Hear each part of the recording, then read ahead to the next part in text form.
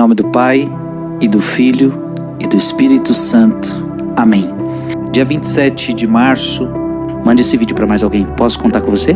Mande esse vídeo para mais alguém. Eu quero meditar com você Mateus capítulo 8, versículo de 23 a 27. Naquele tempo, Jesus entrou na barca e seus discípulos o acompanharam. E eis que houve uma grande tempestade no mar, de modo que a barca estava sendo coberta pelas ondas. Jesus, porém, dormia. Os discípulos aproximaram-se e o acordaram, dizendo: Senhor, salva-nos, pois estamos perecendo.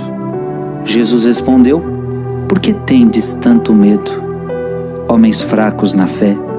Então, levantando-se, ameaçou os ventos e o mar, e fez-se uma grande calmaria.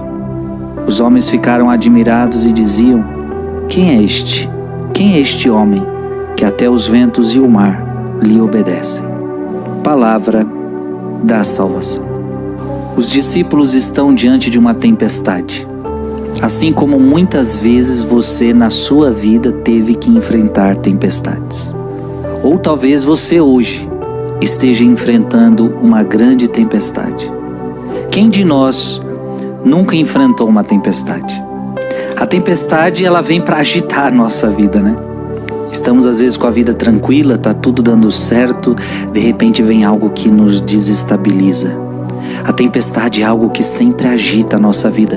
Os apóstolos, os discípulos estavam naquela barca, de repente aquela barca foi agitada pela tempestade.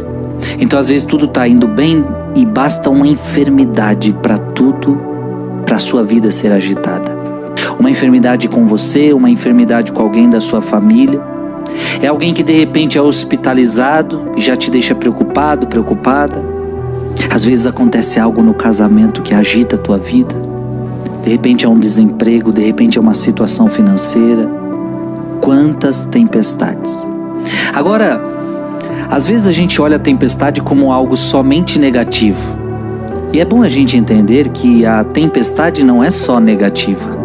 Porque muitas vezes, ou a maioria das vezes, a tempestade ela nos traz ensinamentos. É verdade, não é? É verdade, não é, que você aprende com a tempestade. Sofrimentos que você sofreu lá atrás te trouxeram ensinamentos para o dia de hoje. Sofrimentos que nos deixam mais fortes. Então veja, a tempestade, o sofrimento, as tribulações te trazem ensinamentos, elas te deixam mais fortes. Ela prova a sua fé. Então não é tão negativo assim. Agora, a pergunta que eu e você temos que fazer é: diante da tempestade, qual postura eu vou tomar? Existem duas posturas que você pode tomar na hora da tempestade. Então preste atenção, você que está passando por uma tempestade hoje, preste atenção no que eu vou lhe dizer. E se você hoje não está passando pela tempestade, você vai passar. Duas posturas a gente pode tomar na hora da tempestade. A primeira, e é a que os apóstolos estavam tomando, os discípulos estavam tomando, é o medo. Jesus respondeu: Por que tendes tanto medo? Olha que interessante. Por que tendes tanto medo? E não era um medinho não, hein? Era tanto medo. Por que tendes tanto medo? Medo, homens fracos na fé. A primeira atitude que nós podemos ter na hora da tempestade é o medo. Então se vem uma realidade, uma tempestade na sua vida financeira, você fica com medo. Medo de não conseguir sustentar teus filhos, medo de não conseguir pagar a conta, medo de tantas realidades. Medo de ser despejado, medo de ficar desempregado.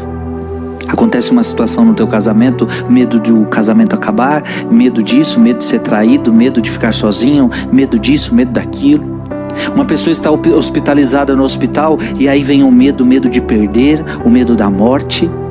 Veja, diante da tempestade a atitude que você pode ter é a atitude do medo. E o medo é oposto à fé. É por isso que Jesus está dizendo: homens fracos na fé. Quem tem medo tem pouca fé. Quem tem medo é fraco na fé. O medo nos cega. O medo fazia com que aqueles discípulos não vissem que na barca estava Jesus. O medo destrói você. Então essa é a primeira atitude que você pode ter diante da tempestade, o medo. Qual é a segunda atitude que eu posso ter na hora da tempestade? A paz. Jesus, porém, dormia. Veja, Jesus está em paz. E esta atitude que nós deveríamos estar. Aqueles discípulos deviam olhar para Jesus e falar: olha, a tempestade é grande, mas o nosso mestre está em paz, vamos ficar em paz, ele está aqui conosco. Diante da tempestade, eu posso ficar em paz. E por que fico em paz mesmo com tudo agitado à minha volta? Porque Jesus está no meu barco. Por que ficar em paz diante das tempestades que me agitam? Porque tudo está nas mãos dele, ele tem o controle de tudo. Veja que Jesus levanta, pede para o mar acalmar e o mar acalma. Isto mostra que Jesus tem o controle de tudo. Ei, fique em paz. Qual que você vai escolher? Medo ou a paz? É claro que eu te aconselho a não dar espaço ao medo no teu coração. Diante da tempestade que você está vivendo, não tenha medo. Deixa ter que o teu coração tenha paz. E a paz vem da onde? A paz vem do Senhor que está dentro do seu barco. Que Deus te abençoe. Em nome do Pai, e do Filho, e do Espírito Santo.